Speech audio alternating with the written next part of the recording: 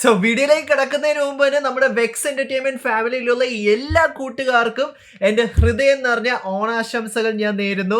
നിങ്ങൾ എന്തൊക്കെയാണ് ഇത്തവണ ഓണത്തിന് സ്പെഷ്യലായിട്ട് ചെയ്യാൻ പോണ കാര്യങ്ങളെല്ലാം നിങ്ങൾക്ക് താഴെ കമന്റ് ബോക്സിൽ കമന്റ് ചെയ്യാവുന്ന തന്നെയാണ്. അത് പറയുമ്പോൾ തന്നെ റീസെന്റ് നമ്മൾ ആക്ച്വലി വെനത്തിന്റെ മൂന്നാമത്തെ സിനിമയുടെ ഒരു ട്രെയിലർ സോണിയുടെ ഭാഗത്ത് നമുക്ക് ലഭിച്ചിട്ടുണ്ടായിരുന്നു. ആൻഡ് അതിൻ്റെ കൂടെ നമുക്ക് കുറേയധികം ഭയങ്കര വലിയ അനൗൺസ്മെന്റ് സ്പൈഡർമാൻ്റെ കാര്യത്തിനെ കുറിച്ച് നമുക്ക് ലഭിച്ചിട്ടുണ്ട്. സോ ഇന്ന് നമ്മൾ ഈ ഒരു വീഡിയോയിൽ ഇതെല്ലാം തന്നെയാണ് ബ്രേക്ക് ഡൗൺ ചെയ്യാനും അതുകൂടാതെ തന്നെ നോക്കാനും പോകുന്ന കാര്യങ്ങളെല്ലാം തന്നെ.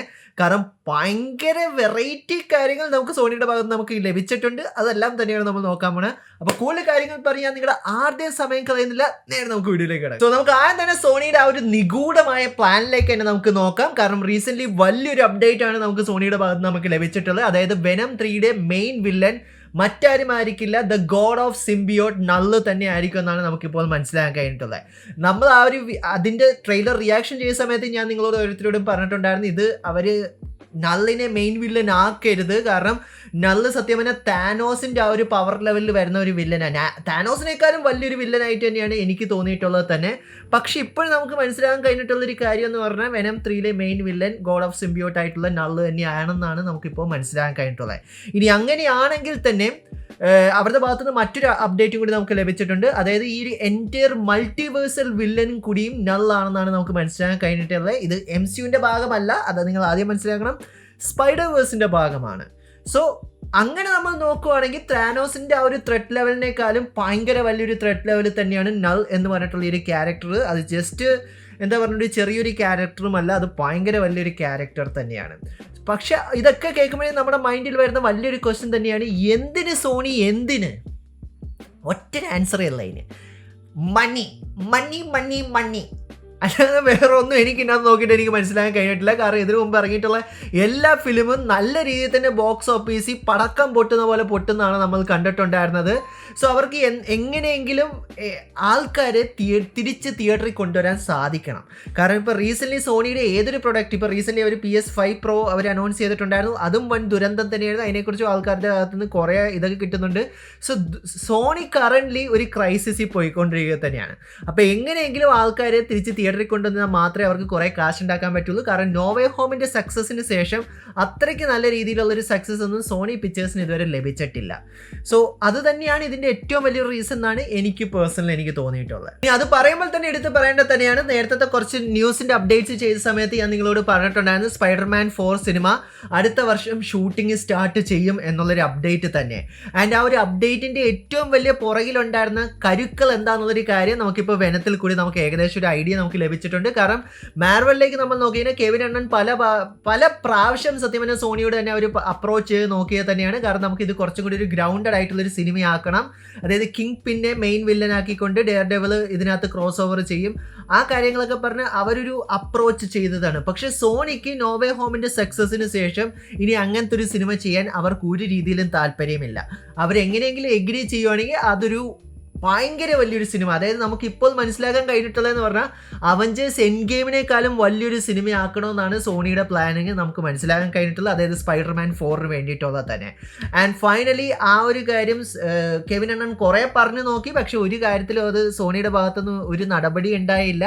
സോ ഇപ്പോൾ അവർ ഷൂട്ട് ചെയ്യാൻ പോകുന്നത് ഒരു മൾട്ടിവേഴ്സൽ ഫിലിമാണ്. അത് ചെറിയ സിനിമയായിരിക്കില്ല, ഭയങ്കര വലിയൊരു സിനിമയാണെന്നാണ് നമുക്ക് ഇപ്പോഴത്തെ അപ്ഡേറ്റ് കൂടി നമുക്ക് മനസ്സിലാക്കാൻ സാധിച്ചിട്ടുള്ളത് തന്നെ. ആൻഡ് ഇനി ഞാൻ നേരത്തെ പറഞ്ഞു, അവഞ്ചേഴ്സ് എൻഡ് ഗെയിമിൻ്റെ ലെവലിലുള്ള ഒരു സിനിമ ആക്കണം എന്നുണ്ടെങ്കിൽ സോണിക്ക് എന്ത് ചെയ്യാൻ പറ്റുമെന്ന് ചോദിക്കുന്നതിൻ്റെ ആൻസറാണ് നമ്മൾ ഇപ്പോൾ വെനം 3യിൽ കൂടി നമുക്ക് കാണാൻ സാധിച്ചിട്ടുള്ളത്. കാരണം എന്ന് പറഞ്ഞാൽ അവഞ്ചേഴ്സ് എൻഡ് ഗെയിമിനേക്കാളും വലിയൊരു സിനിമയാക്കണമെങ്കിൽ അവർക്ക് അതിനേക്കാളും വലിയൊരു വില്ലനെ കൊണ്ടുവരണം, അതിനേക്കാളും വലിയൊരു വേൾഡ് അവർക്ക് എക്സ്പാൻഡ് ചെയ്യണം, ക്യാരക്ടേഴ്സിനെ കൊണ്ടുവരാം. സോ അതിൻ്റെ ഒരു എന്താ പറയണ്ടത്, അതിനുള്ള ഒരു അടിത്തറ ഭാഗാനായിട്ടാണ് വെനം ലാസ്റ്റ് ഡാൻസിനകത്തുനിന്ന് നമുക്ക് ആക്ച്വലി നൾ എന്ന് പറഞ്ഞ ക്യാരക്ടറിനെ അവർ ഇൻട്രൊഡ്യൂസ് ചെയ്തതെന്നാണ് നമുക്ക് ഇപ്പോഴത്തെ സോണിയുടെ പ്ലാൻ വെച്ച് നോക്കുമ്പോൾ നമുക്ക് മനസ്സിലാക്കാൻ കഴിഞ്ഞിട്ടുള്ളത് തന്നെ. കാരണം ഇതിനു മുമ്പ് അവർ സത്യം പറഞ്ഞു കഴിഞ്ഞാൽ ടോം ഹോളണ്ടിൻ്റെ സ്പൈഡർമാനെ ഈ ഒരു സ്പൈഡർവേഴ്സിലേക്ക് തിരിച്ചു കൊണ്ടുവരാൻ അവർ ശ്രമിച്ചായിരുന്നു. റീസെൻ്റ്ലി ഇറങ്ങിയിട്ടുണ്ടായിരുന്ന ഏറ്റവും സൂപ്പർ ആയിട്ടുള്ള സിനിമയായിട്ടുള്ള മാഡം വെബിനകത്തുള്ള ഫൈനൽ ഫൈറ്റിൻ്റെ ലീക്ഡ് ഫുട്ടേജ് അല്ല, ലീക്ഡ് കൺസെപ്റ്റ് ആർട്ട് ഞാൻ നമ്മുടെ പല വീഡിയോസിനെ ഞാൻ നിങ്ങളെ കാണിച്ചു തന്നിട്ടുള്ളത് തന്നെയാണ്.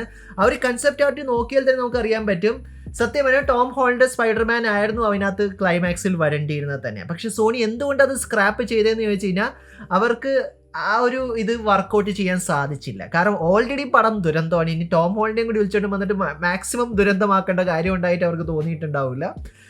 അതായിരിക്കും കാര്യം.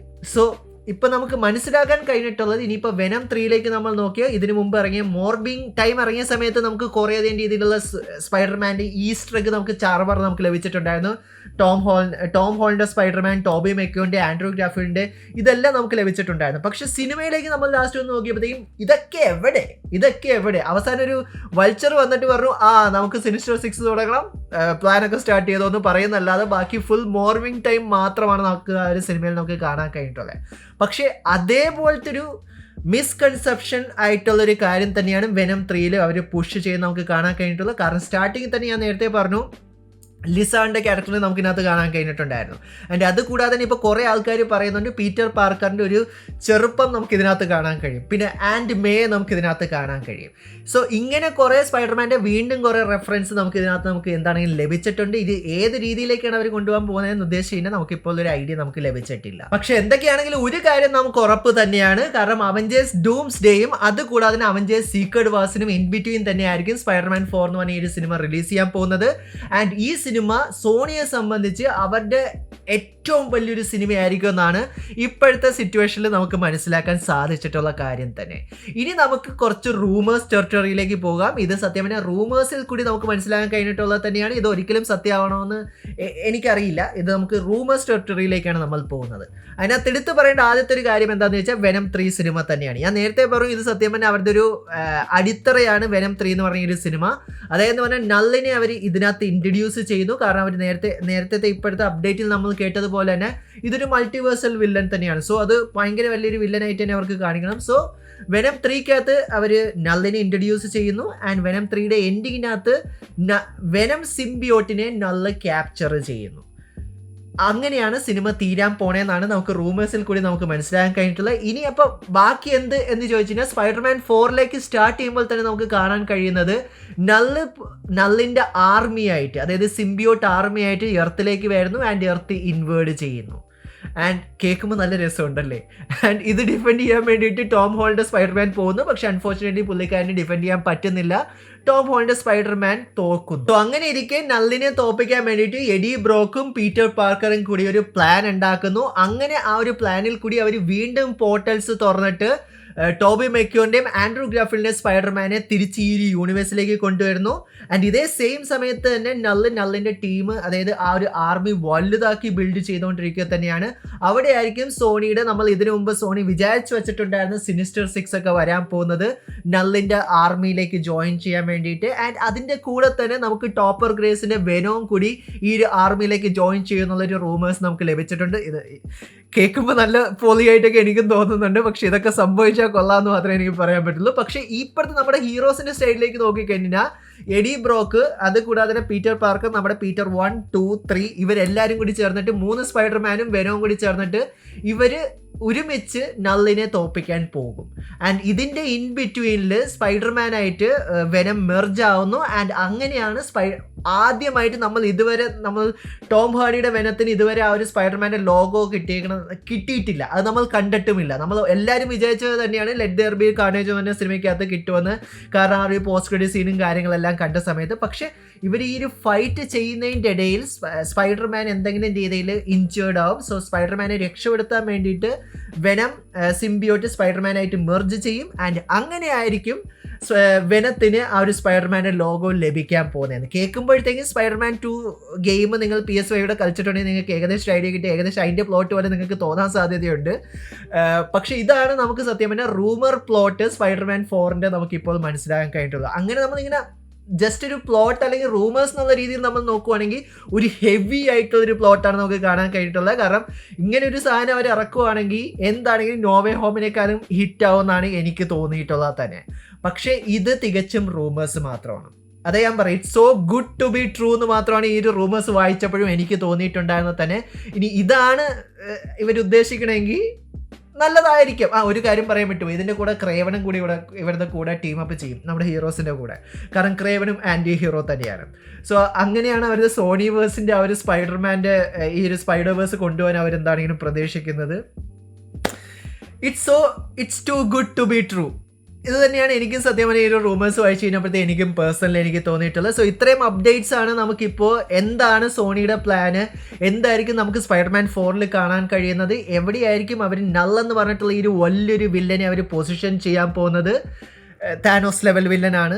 സോ അതുകൊണ്ട് തന്നെ ആ ഒരു വില്ലൻ അത്രയും എന്താ പറയുക അത്രയും ജസ്റ്റിസ് എങ്കിലും കൊടുക്കേണ്ടത് തന്നെയാണ്. സോ ഇത്രയും കാര്യങ്ങളാണ് നമുക്കിപ്പോൾ ഏകദേശം റൂമേഴ്സിൽ കൂടിയും ഏകദേശം സോണിയുടെ കറണ്ട് അപ്ഡേറ്റ്സിൽ കൂടിയും നമുക്ക് മനസ്സിലാകാൻ കഴിഞ്ഞിട്ടുള്ളത് തന്നെ. നിങ്ങൾക്ക് എന്ത് തോന്നുന്നു? ഞാൻ ഈ പറഞ്ഞ റൂമർ സ്റ്റോറി നിങ്ങൾക്ക് ഇഷ്ടപ്പെട്ടോ, അതോ നിങ്ങൾക്ക് വേറെ എന്തെങ്കിലും നിങ്ങളുടെ സജഷൻസ് പറയാനുണ്ടോ? എന്തെങ്കിലുമൊക്കെ ഉണ്ടെങ്കിൽ നിങ്ങൾക്ക് താഴെ കമൻറ്റ് ബോക്സിൽ കമൻറ്റ് ചെയ്യാവുന്നത് തന്നെയാണ്. ആൻഡ് ഇങ്ങനൊരു ടീമപ്പ് നിങ്ങൾ പ്രതീക്ഷിക്കുന്നുണ്ടോ? അതോ നേരത്തെ കെവിൻ അണ്ണം പറഞ്ഞ പോലെ തന്നെ ഒരു ഗ്രൗണ്ടഡ് സിനിമ തന്നെ മതിയായിരുന്നു സ്പൈഡർമാൻ 4 എന്നുള്ള കാര്യങ്ങളെല്ലാം നിങ്ങൾക്ക് താഴെ കമൻറ്റ് ബോക്സിൽ കമൻറ്റ് ചെയ്യാവുന്നത് തന്നെയാണ്. അതോ കിങ് പിൻ ആണോ, അതോ നിങ്ങൾക്ക് നള്ളിനെയാണോ സ്പൈഡർമാനകത്തുള്ള മെയിൻ വില്ലനായിട്ട് കാണാൻ ആഗ്രഹം എന്നുള്ള കാര്യങ്ങളെല്ലാം തന്നെ. So once again thank you so much for watching my video ഇഷ്ടപ്പെട്ടാൽ നിങ്ങൾക്ക് ലൈക്കും ഷെയറും കാര്യങ്ങളും എല്ലാം ചെയ്യാവുന്നത് തന്നെയാണ്. പിന്നെ ഞാൻ ജസ്റ്റ് ഒരു കാര്യം കൂടി എനിക്ക് നിങ്ങളോട് ഇൻട്രൊഡ്യൂസ് ചെയ്യാനുണ്ട്.